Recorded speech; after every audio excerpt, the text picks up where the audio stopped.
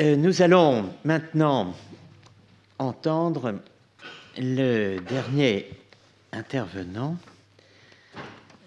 dont je me demande s'il figure en dernier sur votre programme, mais non, il est au milieu où il y a un lac et où coule une rivière, le lac Léman. Genève, ma chère université de Genève. Je suis, comme vous le savez peut-être, et peut-être pas, et d'ailleurs ça n'a pas une immense importance, mais je tiens à le dire, un ancien de Genève. Et j'ai le plaisir de pouvoir écouter avec vous maintenant un ancien de Genève aussi d'ailleurs, mais qui est aussi en même temps un présent de Genève et un futur de Genève, ou le futur de Genève, Laurent Cesali, qui est professeur de philosophie, professeur ordinaire, comme on dit là-bas, de philosophie médiévale à l'Université de Genève. Alors, il a beaucoup écrit, il a travaillé sur le réalisme propositionnel, c'était le sujet de sa thèse, soutenue il y a maintenant quelques années. Nous travaillons ensemble dans un petit groupe à l'édition d'un texte dont nous avons annoncé l'édition, je crois, le jour où l'École pratique des hautes études a pris feu, le De Signis, et alors sans incendie aujourd'hui, du moins je l'espère, nous pouvons signaler qu'il dirige une entreprise inhumaine qui est le Überweg, c'est-à-dire la version désormais paraître dans la nouvelle lingua franca, l'anglais de la grande histoire allemande germanophone de la philosophie. Un premier volume paraîtra en allemand, lui, ce sera le dernier, sur le XIIe siècle, auquel il m'avait fait le plaisir de m'inviter à participer d'une certaine façon il y a pas mal d'années. Bien, alors nous écoutons Laurent qui va, alors, passant, du souvenir du futur à l'histoire au passé composé, nous donner une belle démonstration, j'imagine, de la concordance des temps en histoire. Merci, cher Alain. On a déjà plusieurs fois entrepris, et dans des registres différents, de faire l'état des lieux de notre discipline. À Rome, en 1989. Oui. Je pense qu'il y a un grave problème avec ce PowerPoint. Il manquera studi di à Erfurt, en storia della filosofia 1997. tra 8 e 900, contributo in bilancio storiografico, credo. Et plus récemment à Freiburg, en 2016. Ça s'annonce mal. La question mise aujourd'hui par Alain de Libera, aujourd'hui et dès sa leçon inaugurale de 2014 sur notre table de travail, et qu'il nous adresse si généreusement, est d'un ordre encore différent. Elle invite à un état des lieux, certes, mais qui n'a rien du bilan ou du constat. Où va la philosophie médiévale ? La question est éminemment programmatique et prospective, mais elle possède aussi, telle que je la comprends du moins, une dimension réflexive. Tu me connais, cher Alain, j'ai une certaine tendance à prendre les choses au pied de la lettre. Notre cahier des charges pour ces journées parlait de prise de position personnelle. Je ne ferai pas autre chose, mais je le ferai 2 fois. Ta question appelle en effet à mes yeux une réponse multiple et pour ainsi dire organique, comme s'il y avait d'un côté le cœur et de l'autre l'énergie qui le fait battre. Commençons par le cœur et sortons immédiatement des marécages de la métaphore. Le cœur, c'est la méthode. L'énoncé cardinal de la leçon du 13 février 2014 est celui-ci. La seule façon de faire l'histoire de la philosophie médiévale, c'est de faire de la philosophie médiévale. Cette heureuse formule exprime l'une des composantes fondamentales de la méthode archéologique magistralement et littéralement mise en œuvre par Alain de Libera, dans les termes de Collingwood, le constructive reenactment. Ce qu'il s'agit de réeffectuer dans le présent, c'est un questionnaire passé. Faire sien aujourd'hui, ce questionnaire que l'on aura identifié, reconstitué, voire reconstruit, voilà ce que veut dire faire de la philosophie médiévale. En ce sens, il est non seulement possible, mais nécessaire, mieux de refaire au présent la philosophie du passé. Mais cela est-il vraiment possible? Est-il seulement raisonnable de tenter de le faire? Il y a bien sûr des limites de principe à l'entreprise, comme nous le rappellent ces lignes célèbres tirées des fictions de Borges, encore lui, que je cite. « Comparer le Quichotte de Ménard à celui de Cervantes est une révélation. » Celui-ci, par exemple, écrivit « La vérité dont la mère est l'histoire, émule du temps, dépôt des actions, témoin du passé, exemple et connaissance du présent, avertissement de l'avenir. » Rédigé au XVIIe siècle par le génie ignorant Cervantes, cette énumération est un pur éloge rhétorique de l'histoire. Ménard écrit, quant à lui, « La vérité dont la mère est l'histoire, émule du temps, dépôt des actions, témoin du passé, exemple et connaissance du présent, avertissement de l'avenir. » L'histoire, mère de la vérité, l'idée est stupéfiante.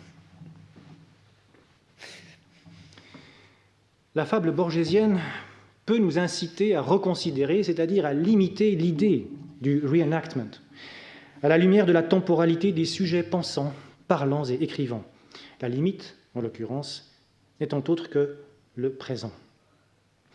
Il y a en effet un sens en lequel la philosophie médiévale appartient irréductiblement au passé. Et il y a donc un sens, et c'est bien le mur contre lequel bute Ménard, en lequel refaire au présent une philosophie du passé est tout bonnement impossible.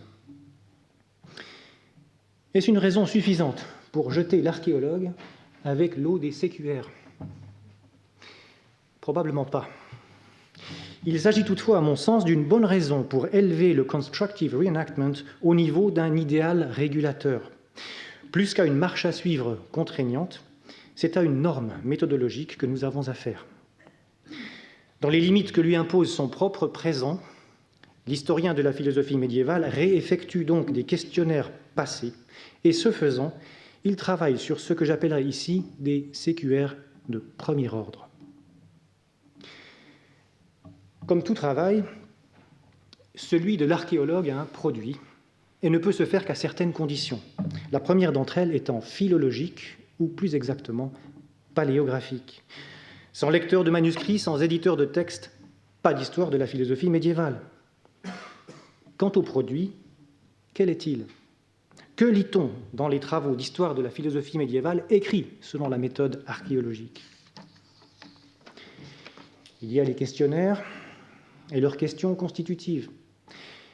Puis il y a des réponses, réponses au sein desquelles il faut distinguer au moins deux niveaux ou strates. D'une part, les réponses données par les médiévaux à leurs propres questions. Et en la matière, c'est la philologie qui aura le dernier mot. D'autre part, les réponses de celles et ceux qui font l'histoire de la philosophie médiévale au sens libérien de l'expression, c'est-à-dire qui font de la philosophie médiévale aujourd'hui. Est-ce tout? C'est déjà pas mal, vous me direz.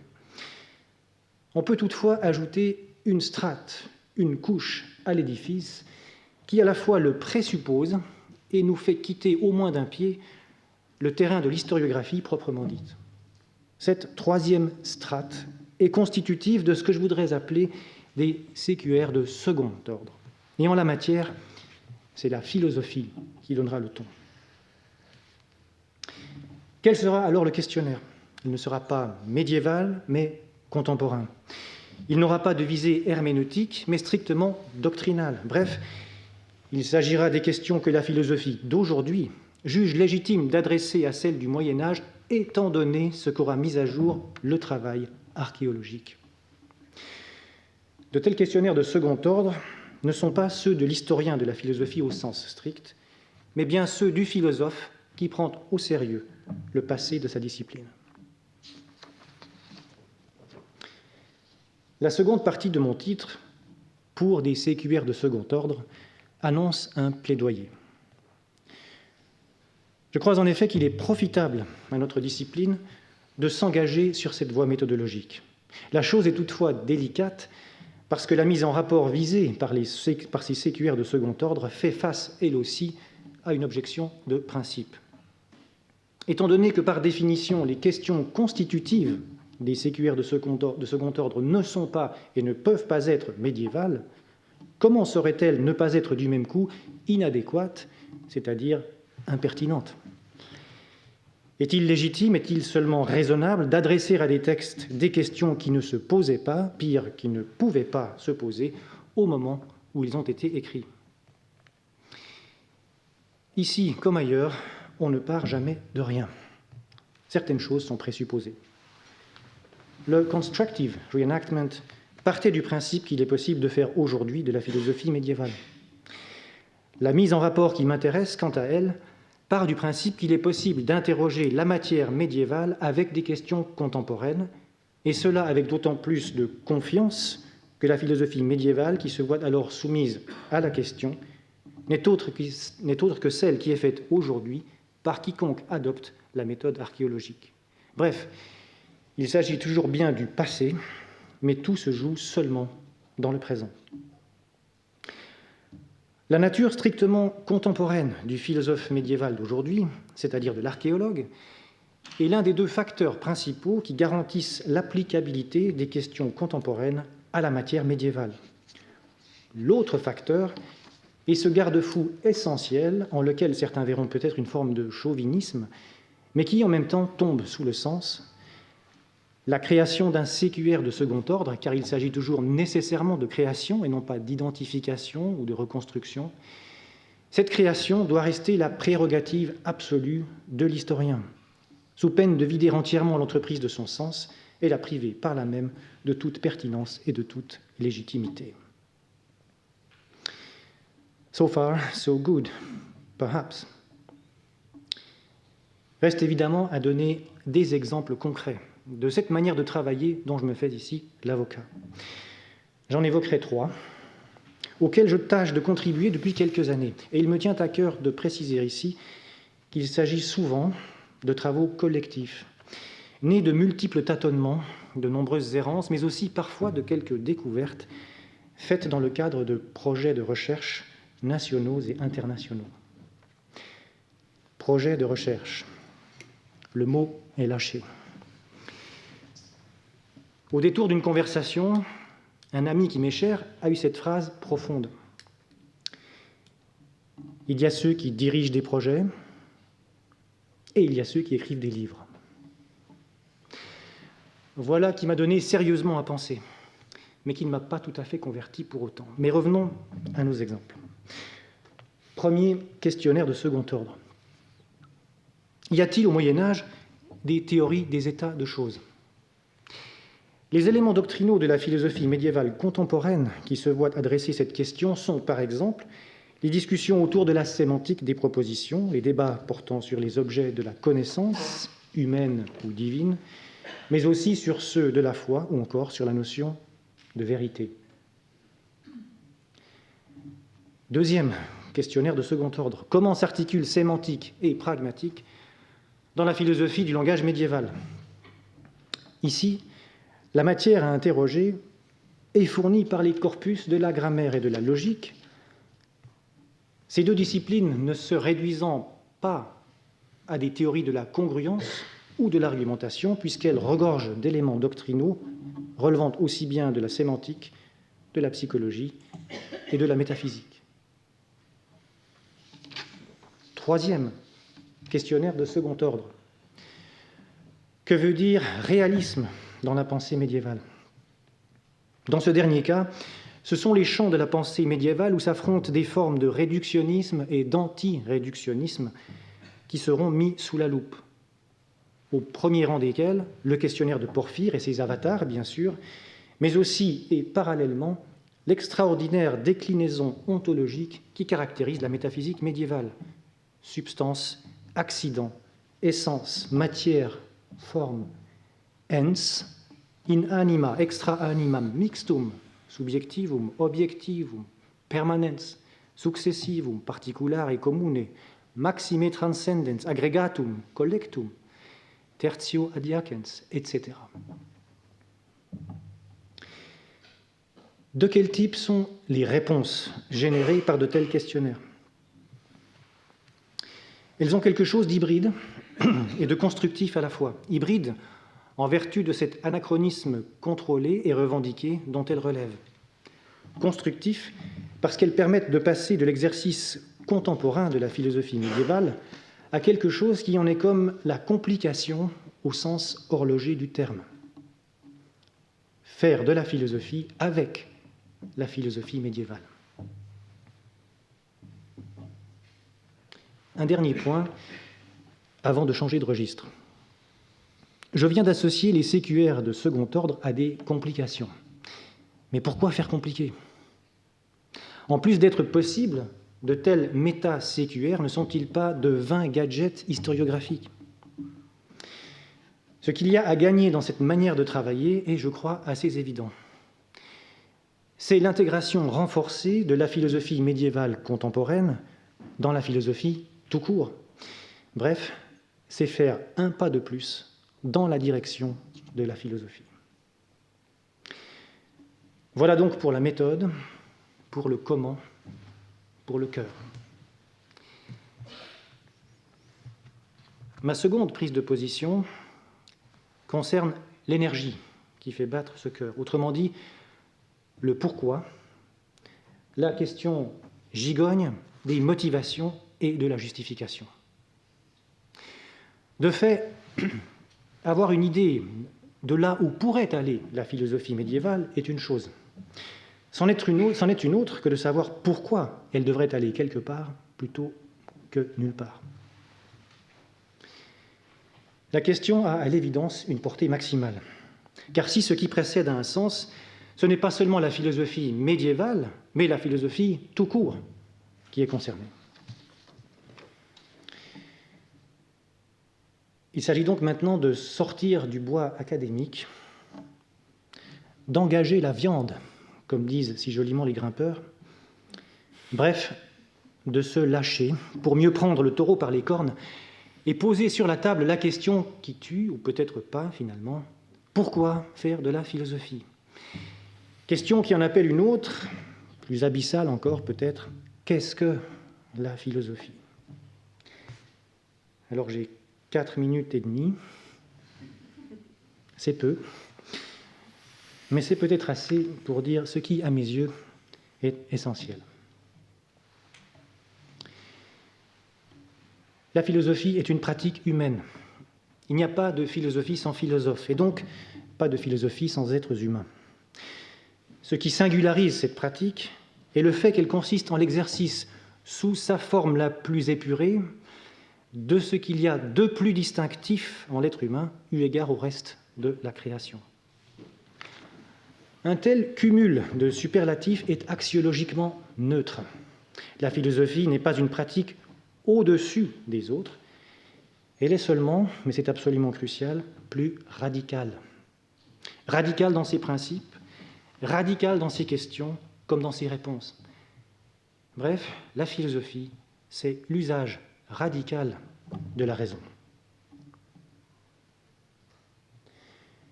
Mais pourquoi faire de la philosophie? Soyons francs.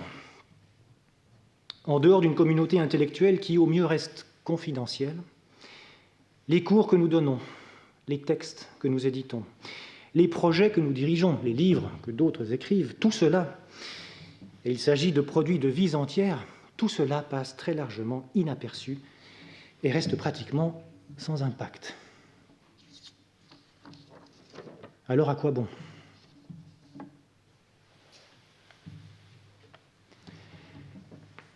L'essentiel, heureusement, est ailleurs. Mais où? Il y a une réponse assez simple à cette question. En tout cas, c'est celle que je vous propose. Ce que nous faisons aujourd'hui, comme ce qu'ont fait avant nous, les médiévaux ou les anciens, des quelques superstars à l'immense masse des anonymes, tout cela est constitutif de l'identité humaine. Sans la philosophie la pleine conscience de qui nous sommes, de ce que nous sommes, demeurerait toujours tronquée. Et si cela vaut sans doute pour d'autres pratiques humaines, cela vaut peut-être en premier lieu et en vertu de sa nature même pour la philosophie. Et la dimension historique pèse ici de tout son poids. Avoir conscience de qui, de ce que nous sommes, c'est aussi, et pour une part significative, savoir d'où nous venons. Quant à savoir où nous allons, je crois que la philosophie doit s'engager sur ce terrain, non pas qu'il serait en son pouvoir de changer notre destination, mais parce que cet usage radical de la raison s'avère vital lorsqu'il s'agit de penser, c'est-à-dire de faire face à cet impensable qui se profile chaque jour de manière un peu plus précise. L'être humain s'est non seulement donné les moyens de sa propre extinction, mais il les met systématiquement et efficacement en œuvre. Alors, attendez, il ne faut pas confondre reenactment et réchauffement. S'interroger, par exemple, sur l'existence de théories médiévales des états de choses, ça n'est pas à lutter contre le réchauffement climatique. Non. Pas davantage qu'éditer une collection de sophismata, fût-il de Radulfus Ardens, n'apporte de l'eau chaude, bien entendu, au moulin climato-sceptique. Néanmoins, et cela peut surprendre, si la philosophie médiévale doit bien aller là où est la philosophie, c'est là aussi qu'elle doit aller. L'énergie de l'archive n'est pas seulement fossile, elle est aussi renouvelable. 30 secondes pour conclure. On ne peut faire de l'histoire de la philosophie sans faire de la philosophie. J'ai plaidé ici pour une histoire au passé composé, métaphore grammaticale désormais transparente. Les questions de la philosophie contemporaine adressées à la matière médiévale sont pour nous des auxiliaires au présent pour parler du passé. Créer et cultiver des CQR de second ordre, voilà une direction parmi d'autres que peut prendre aujourd'hui la philosophie médiévale. Je vous remercie.